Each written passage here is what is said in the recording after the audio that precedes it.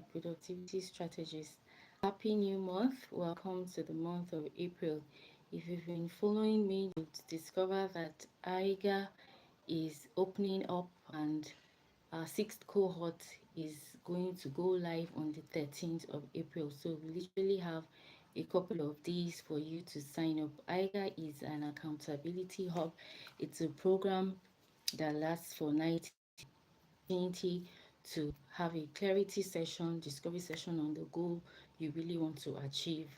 And within that community, 12 weeks, you'll be able to hold a tangible version of that goal that you have set out to achieve. So, welcome once again. If you can hear me and see me, please drop a comment in the live stream so I understand that I can be heard and I can be seen.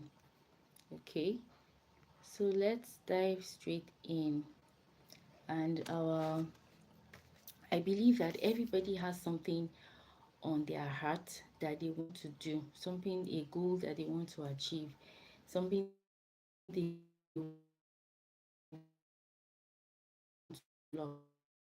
It's not always about what you want to execute, a goal or project you want to launch and all of that. It can also be a kind of person that you want to become. So maybe you want to become more disciplined, you want to focus on your health, you want to focus on your diet, you want to be fit, right? Really going to exercise your body and staying fit, or maybe you want to go on a deeper journey with God. So, or you want to save more, you want to focus on your finances, you want to do better, you want to execute better on certain goals. So these are some of the things that IGA helps you to do. It helps you to clarify that goal that you want to achieve, and within that 90-day period, you'll be able to settle down, get accountability, and really push through focus and execution on that goal. And if there's nothing on your mind right now that you want to achieve, you don't have plans to become a better person, you don't have, I think there's a numbness that you're experiencing, and that's where my book comes in. Dimensions of Life journal. It's a journal for people who really want to reinvent themselves through a 90-day cycle, right? And so there are 12 areas which I highlighted in the book. There are most, you have development, your personal brand, spirituality, love relationships, horizontal relationships, career purpose and calling. There's spiritual growth, recreation and renewal.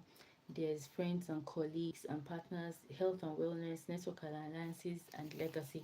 So you run through any of these and decide which of these areas you really want to focus on within that 90-day period, and you hold yourself accountable. You set systems and strategies through how you would come about, who you would become at the end of the 90-day period. Handle and get a copy of this for yourself, right?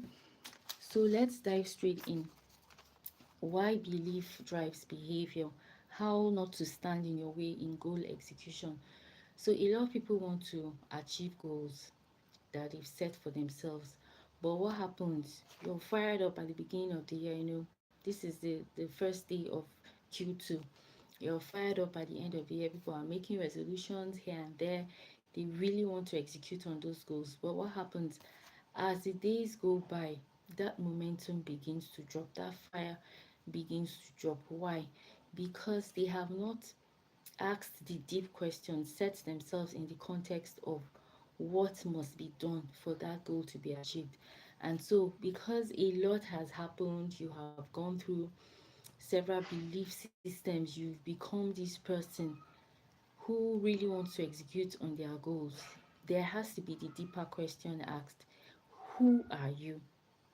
At the foundation of it, who are you? What kind of person are you? Those are the questions that you must ask, right? You have to ask yourself. So, what's belief? Belief is a subjective mental attitude that accepts a proposition, idea, or premise as time framework, ranging from firm convictions to mere opinions that shape behavior, decision making, and understanding of reality.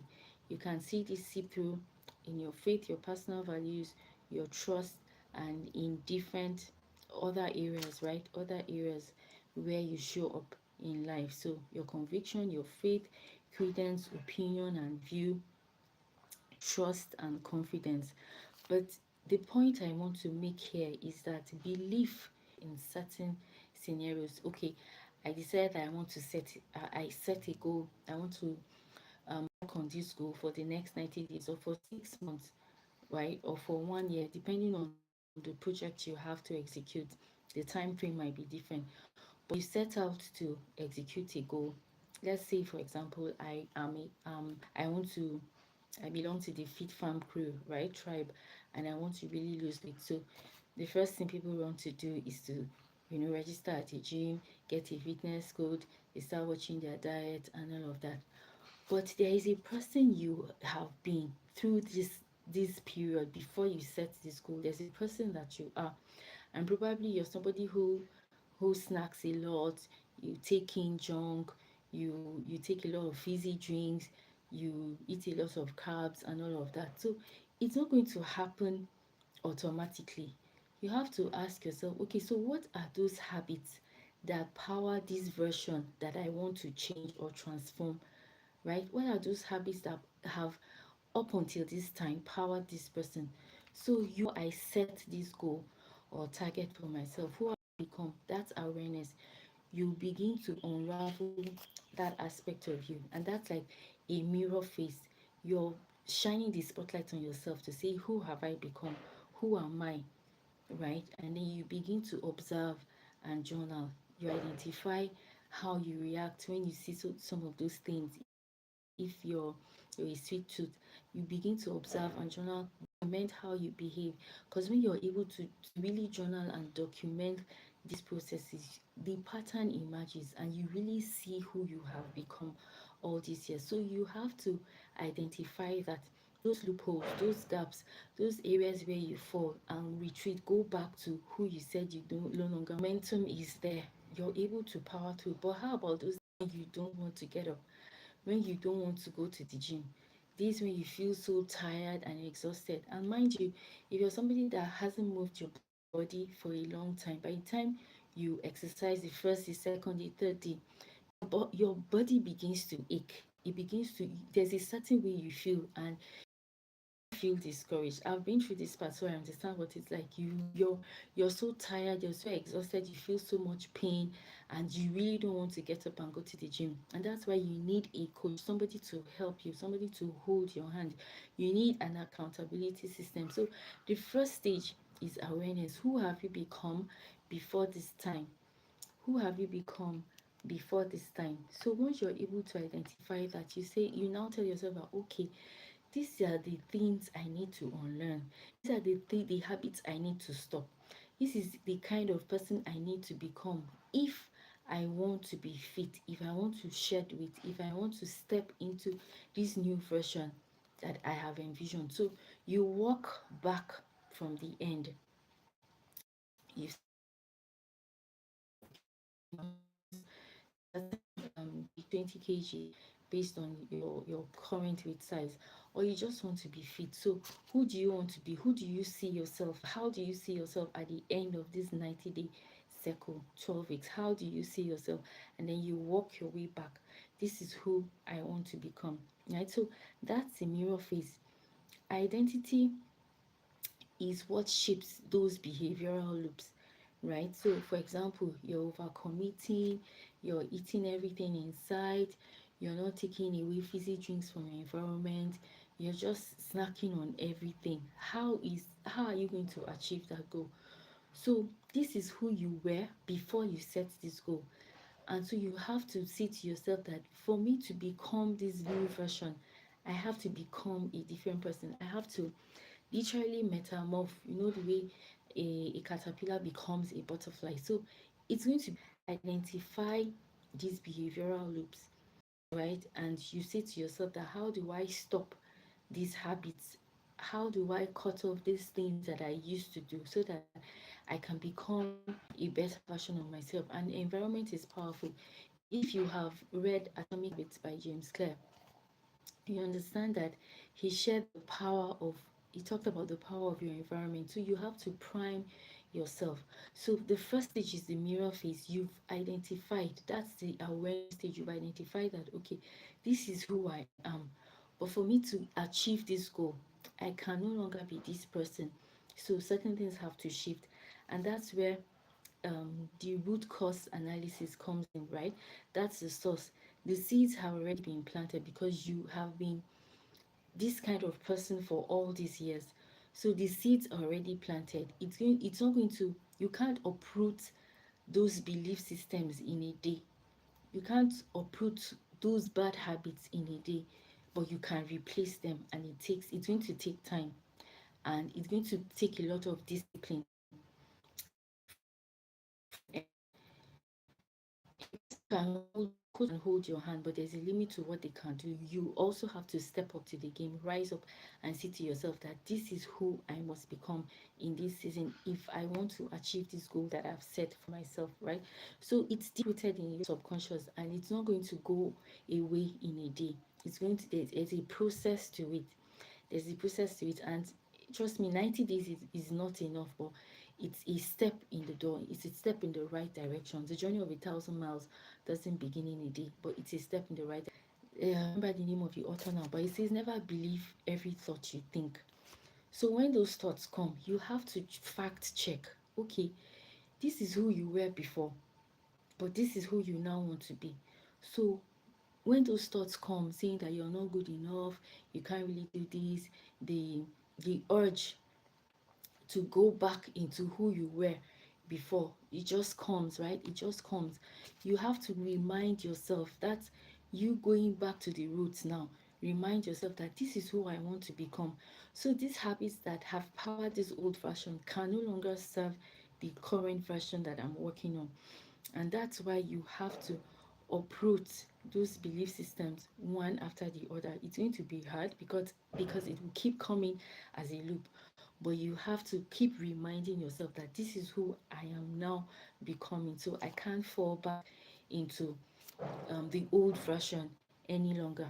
So you have to distinguish between what you want and what you want to achieve, who you have been in the past and who you now want to become.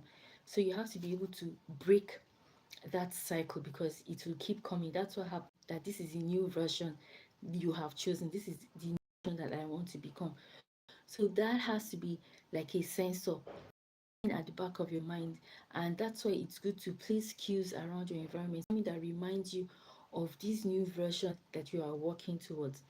So you're saying to yourself that there's a person I was and there's a person I must become. So when you're able to merge the two, you now pick the better version, the best version of who you want to become. So there's a cycle here, cognitive behavioral cycle. I'm just going to run through that. So there are 5 phases or stages, right? The first is situation. The situation presents itself, and then those thoughts come rushing through. Those thoughts come, and then your physical response to those thoughts. So like I said, don't believe every thought. So if you're somebody that has that has a sweet tooth and you've really been taking sugary drinks, you'll be taking junk and all of that. Once you decide that okay, I no longer want to um, be somebody who really sits with fizzy drinks, I want to cut down on sugar.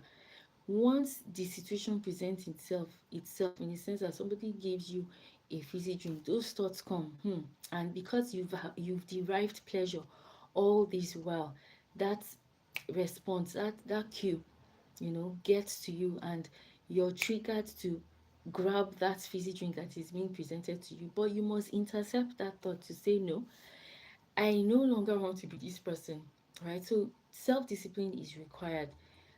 Self-discipline is required, and it's going to be hard. It's your response now creates that emotional response. Your physical response creates that emotional response, and then you take action to say no, I'm no longer going to take this fizzy drink, and then you go for water instead. And that's why there was a period where I went to really drink more water. So what I did was to have a bottle, a flask right next to me, so that I'm reminded, even when probably when I forget, I'm reminded that okay, you took a decision that you're going to take more water. So I put water around myself in my environment. I primed my environment, so to speak, so that once I looked up or stepped away, there was water right next to me. There was no excuse, and it was easier for me to just grow that habit of drinking more water. So that's something you can do. And then the next phase is the reprogramming protocol. That's the shift, a repeatable process to intercept that belief you have embodied in the past. Remember that I said that belief is at the root and behavior is the fruit. So you have to reprogram yourself, and that's where you have to shift. So you now say to yourself that no, okay, fine, I was a sweet tooth, but now I am choosing differently. I've chosen that I'll dwell more on water. I've decided that I want to be somebody who is fit. So I'm going to go to the gym every day, no matter how bad it hurts. And then some people go a step further to get a coach, somebody that holds them accountable, and that's a really really powerful strategy. You priming your environment, you getting an accountability partner or a community of like-minded people who are also on that path to executing or achieving their goals. And so that group energy and momentum powers everyone, and you're able to also get the energy and momentum you need, especially on days where you feel your energy is low and you really can't carry yourself. That group momentum, that accountability system that you've set up for yourself, it allows you to power through. So you have to break that pattern, that repeated thoughts. You have to break that pattern. Like I said, situation, thoughts, physical response, emotional response, and then actions, right? And then the final phase is the momentum bridge. That's the invitation to become a better version of yourself, and that's why vision boards are very important. So when you give your mind, you get to see it all the time. It reminds it primes your focus. It reminds you that okay, this is the goal I want to achieve. You're setting it before you at every point in time. You're setting alarms to visit your goals. You have a vision board. You're setting it as a screensaver. You're working towards it. You have a picture or an image of who you want to become. So you have to really of it together to marry everything together. So habits are formed to empower the beliefs of a person, and that's why you have to really focus on building great habits. Now this is where AIGA comes in. It's your goals accountability hub. I help you to visualize. There's a GVSAP system that we operate in the AIGA community, right? So we help you to set these goals. You visualize, you have your subconscious mind, and then you're able to automate these milestones. You set them by yourself so that it powers you through that 12-week period that you want to achieve or set that achieve that goal or execute on that goal, and then power strategies on how to implement these things. So a couple of people came to me because they had goals that they wanted to execute. So somebody had a fitness goal, somebody had a lifestyle magazine that she wanted to produce. A couple of them who were and they were really the first batch of people that I worked with. They were authors, about 14 of them. They wanted to birth their books. Somebody had their manuscript on the shelf for like 5 years, and she was able to publish her book. This process. So every day you're working on your goals, you're doing something to move the needle daily. You're doing something to move the needle daily. So this is where IGA comes in, and this is where I can help you to execute on that goal. I hope this has been beneficial. So tying all of this up, if you believe that you are a person who wants to achieve their goal, you have to reverse engineer that process. What kind of person must I become? What kind of person must I become? So I want to use the analogy of a farmer. A farmer plants seeds and harvests and then sells, right? So there are different stages. Some of them, after planting the seed and harvesting, they just sell it off, right? Some of them actually go to the market to sell themselves. they cut off the path of that middleman, and they go to the market to sell themselves. So if you call yourself a farmer, there's certain things you must do. You must select the kind of seed you want to plant. You must break the fallow ground, prepare the ground. After each planting season, they will usually plant legumes and some crops just to for the ground, the soil to renew its nutrients, preparing it for the next planting season. So a farmer knows what is expected of him, and that's why I said belief drives behavior. A farmer knows what is expected of him. He knows that he's meant to plant certain seeds in certain seasons, and then ensuring that the seeds have the nutrients, the right nutrients, quantity of nutrients that they need to grow. And then he ensures that seasonally he goes to check as the plants are growing. They are taking off the weeds, pulling out the weeds from the ground, so it doesn't interfere with the growth of lots of animals that might want to interact with the seed to damage the seed. They're ensuring that, okay, if it doesn't rain, I have to find a way to create like an irrigation system where these plants are watered routinely just so they can grow. So the farmer knows and understands what is expected of him. So who do you say you are?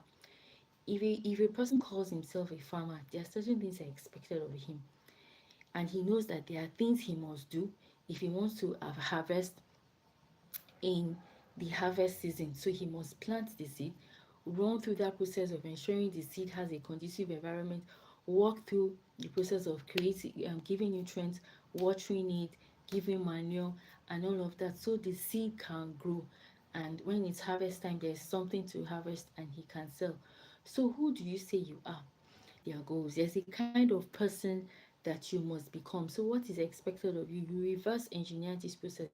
Who I become to step into this new version, the person that will birth this project, person that will birth this goal. Who must I become? There's a person you must become.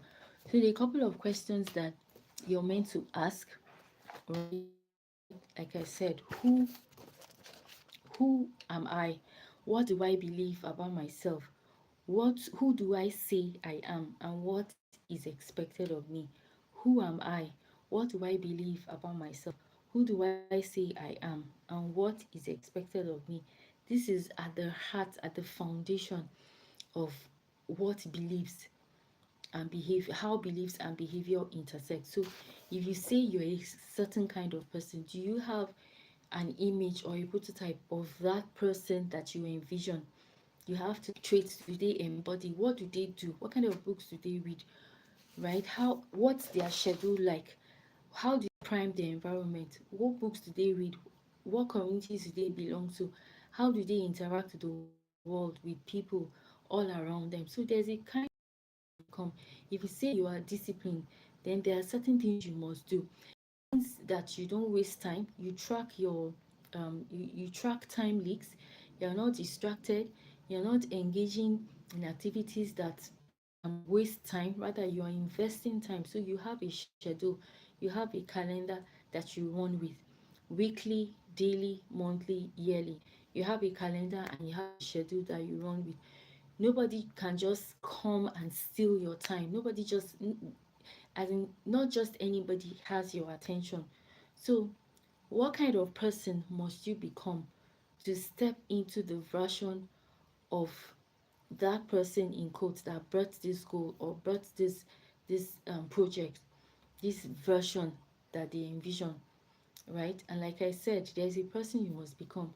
So you have to get to the the foundation. Like I said, I took you through 4 phases. I took you through the mirror phase, which is the reprogramming protocol, which is the shift, right? You're now beginning to step into that process where you're becoming a better version of yourself, a different version of yourself, and it has to be powered by certain habits. And then the momentum bridge, which is where you visualize and you set prime your environment, create an accountability system for yourself so that those habits can begin to form again to replace the old or bad habits, so to speak.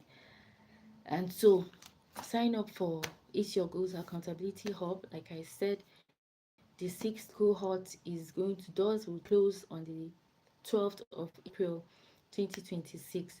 So you have today till the 12th of April to sign up for IGA, and we'll also have a discovery call where you get to clarify on your goal or your project, whatever it is that you want to achieve, right? Into the ring and get going. Move, right? For no one, move. I hope this has been beneficial. If you have any questions, please drop them. I don't see any questions. And if you have any questions, please drop them so I can take them. Okay, thank you for joining me today. Thank you for today.